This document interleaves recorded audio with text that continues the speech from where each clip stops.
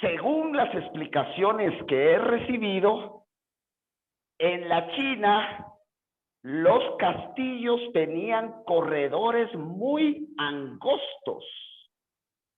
Y de ahí es donde se derivó esta forma o este concepto de defensa del uso del espacio.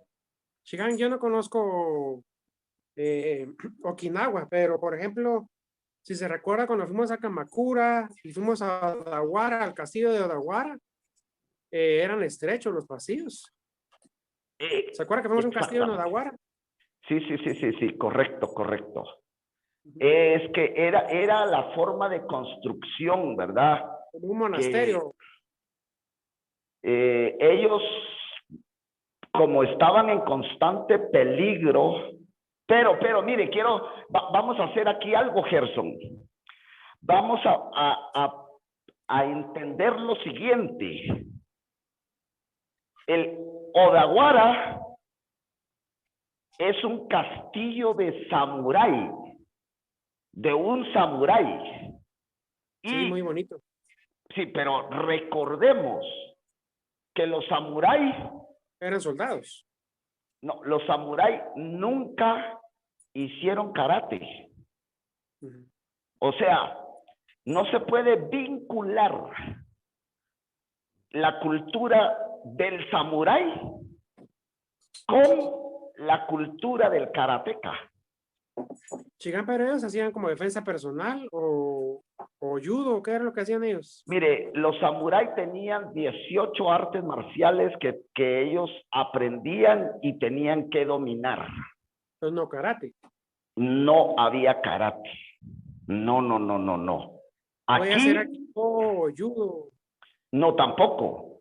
Posiblemente jiu-jitsu o algún tipo de derivación de jiu-jitsu, sí. Pero lo que me interesa dejar claro es que el samurái nunca, así literalmente, nunca conoció el karate. Ya. Ahora bien, Gerson, recuerde que Japón en 1609 conquistó Ryukyu, Okinawa, ¿ya? Pero la conquista de ellos era con finalidades económicas. O sea, ellos lo que querían era aprovechar el punto estratégico que tenía Ryukyu para afianzarse de toda la mercadería y de todo lo que venía de la China. Por lo del área marítima. Sí, era por la posición geográfica, ¿verdad? En ese momento Ryukyu tenía una posición privilegiada. Sí, porque está como en medio, Chicago. Correcto, pero fíjese bien, pues, el Japón y la China habían tenido problemas políticos y habían roto relación comercial o relación política. Y Japón no tenía cómo hacer comercio, cómo lograr tener negocios extranjeros para poder enriquecerse y poder abastecerse también. Entonces, como ellos sabían que la China y Ryukyu tenían una buena relación comercial y que Ryukyu era el punto de abastecimiento y al cual llegaban los barcos chinos, por eso los invaden y los conquistan. Pero quedaron conquistados de manera supuestamente secreta. Según ellos, pues, que la China no se diera cuenta de que Japón estaba haciendo presencia militar en Ryukyu. ¿Ya? Ok. Entonces, como la gente de Okinawa sentía temor porque no querían que la China se enojara y tampoco querían que Japón se enojara, porque China posiblemente no los iba a atacar, militarmente hablando, pero les iba a quitar el apoyo comercial. Japón, lo más seguro es que sí los iba a atacar de manera militar. Entonces, en Okinawa, ellos tuvieron, pues supuestamente, tuvieron que aprender a manejar esa relación bilateral para estar en armonía con las dos naciones, con los dos gobiernos. ¿Ya? Esa era la situación del... ¿Ah? Hasta que se declaró ya como japonés. Eso fue hasta después de la Segunda Guerra Mundial. O no, digo. Eso fue cuando esto se llama la restauración de Meiji. Cuando se da esta situación de la restauración de Meiji, que es un periodo de la historia, Japón se apropia ya políticamente de Ryukyu, le cambia el nombre a Okinawa y lo integra a su estructura nacional, a su estructura de gobierno, ¿verdad? Okinawa pasa a ser una prefectura más del país. Lo que está narrando más o menos es lo que está pasando entre China y Taiwán. Bueno, no sé. Es muy similar porque Taiwán se declara independiente, pero China no lo reconoce como independiente. Y ahorita hay problemas porque los gringos están de por medio. Para variar un casi poquito. Que lo que está narrando es algo similar a lo que está pasando ahí. Es posible, ¿verdad? Porque quiera que no son razas asiáticas. Pues la China sigue siendo un país grande y fuerte. Y me imagino que su pensamiento, aunque tal vez no es el mismo pensamiento de hace 500 años atrás, pero es similar. Lo que sí no me imaginaba yo es que los samuráis no supieran karate. No, pero es que eso es lo que yo le quería explicar. Mire, pues, eran dos países diferentes. Era Ryukyu y era Japón. Permítame, Gerson. Ahí está su cena. Se va a cenar de una vez. Entonces, eran dos países diferentes. En Ryukyu estaban sucediendo unos eventos socioculturales derivados de la relación político-económica que tenían con la China. Y en Japón existía una situación política complicadísima. Era una guerra civil interna que duró 1000 años. ¿Ya? O sea, tanto Ryukyu como Japón fueron o han sido hasta hace un par de siglos atrás pueblos guerreros, pero su desarrollo ha sido diferente. En Ryukyu, más o menos en 1300 por ahí, ellos 1300 a 1400, ellos tuvieron una guerra interna que duró 100 años. Y después de eso se declaró, como quien dice, una política de prohibición de armas para instaurar una paz duradera dentro del reino. Pero cuando hicieron contacto y establecen la relación sociopolítico y cultural con la China, empiezan a venir las técnicas marciales del templo Shaolin, digámoslo de esta forma, de Fukushu. Hay una ciudad en la China que está cerca, próxima hacia Okinawa, que se llama Fukushu. Y de ahí es de donde se fue derivando un montón del conocimiento de las técnicas marciales que se conocieron en Ryukyu y que se desarrollaron ahí en Ryukyu, a tal punto que es hoy el karate. Ahora, en el Japón, lo que estaba pasando es que ellos cayeron en un conflicto social que los llevó a una guerra interna que duró 1000 años. 1000. O sea, esta cultura verdaderamente ha sido una cultura guerrera. Por eso el samurái llegó a tener llegó a ser muy temido, porque como guerreros eran despiadados y tenían, además del conocimiento de la técnica, de sus técnicas marciales, ¿verdad? Que como ya dije, no eran el karate.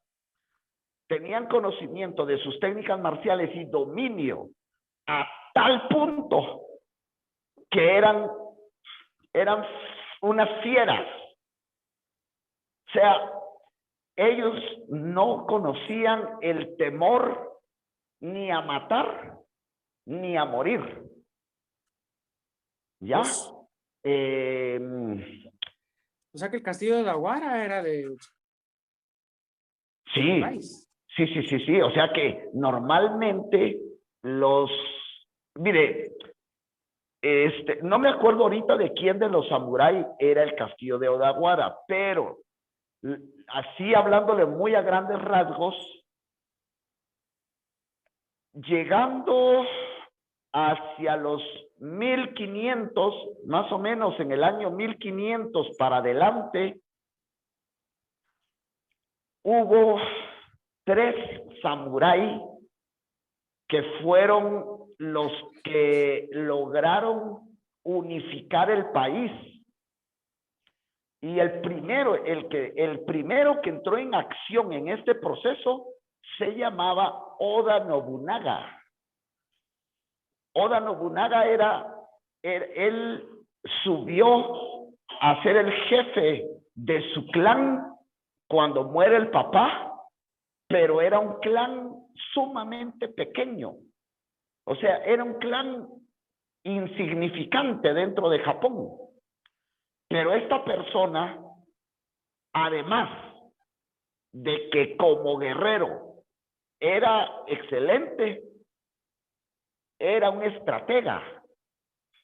Y entonces él fue creando el proceso de conquista y fue conquistando otros clanes hasta que logró tener una vasta extensión del territorio japonés. O sea, básicamente se pensaba que Oda Nobunaga iba a llegar a ser digamos, el unificador, que él iba a conquistar todo Japón. Pero uno de sus más cercanos, digamos, jefes militares, lo traiciona y lo mata.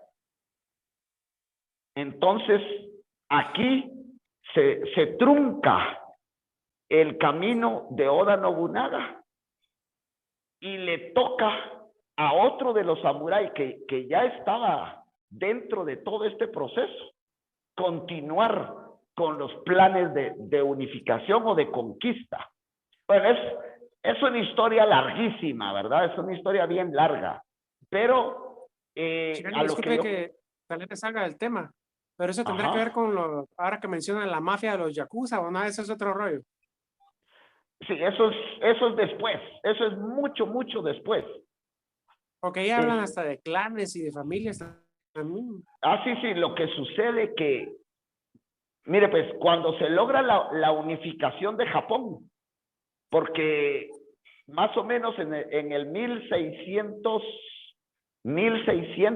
algo, no me acuerdo, como 1615, Japón queda completamente conquistado y esto se vuelve sinónimo de unificación, porque se quedó bajo el mando de un solo samurái.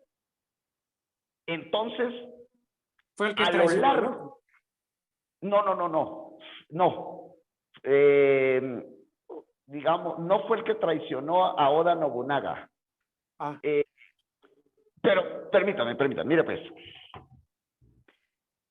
Los samuráis eran una casta guerrera que habían tenido su manera de vivir económica y en todo sentido a través de la guerra.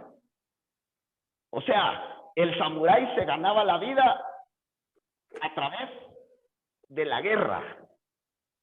Cuando Japón queda unificado y vive en paz, el samurái no tenía absolutamente nada que hacer. O sea, ahí se la dieron a palitos, ya, porque tuvieron que empezar o sea, ellos continuaban con su creencia samurái, su entrenamiento, sus costumbres, todo. Pero esto no les daba dinero, no les podía dar para vivir. ¿Ya?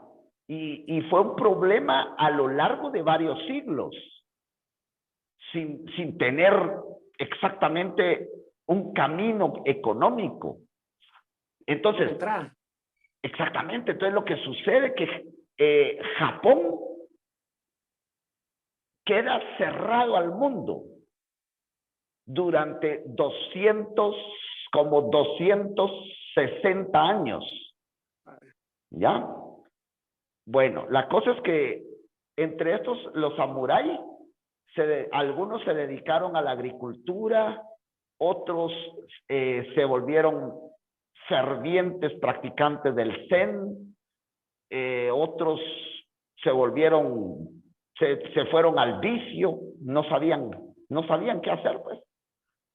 Algunos lograron mantener sus clanes, algunos que eran demasiado poderosos pudieron mantener sus clanes y esos clanes continuaron hasta 1868, si no me está fallando ahorita el cálculo.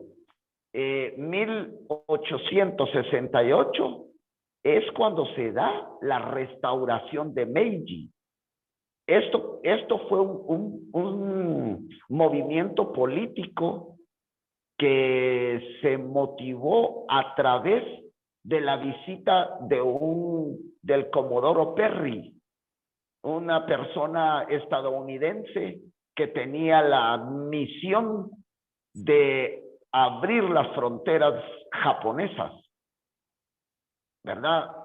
Es un proceso eso, pero al final de cuentas, Japón decide abrir sus puertas al mundo, empezar a tener comercio exterior y se genera un conflicto social porque los samuráis, que ya no eran guerreros, porque ya llevaban 150 años o 200 años de que no eran guerreros, o sea, seguían practicando sus técnicas, ¿verdad? Porque ellos nunca perdieron todo el conocimiento técnico que poseían, pero la estrategia militar, la experiencia en la batalla ya no la tenían.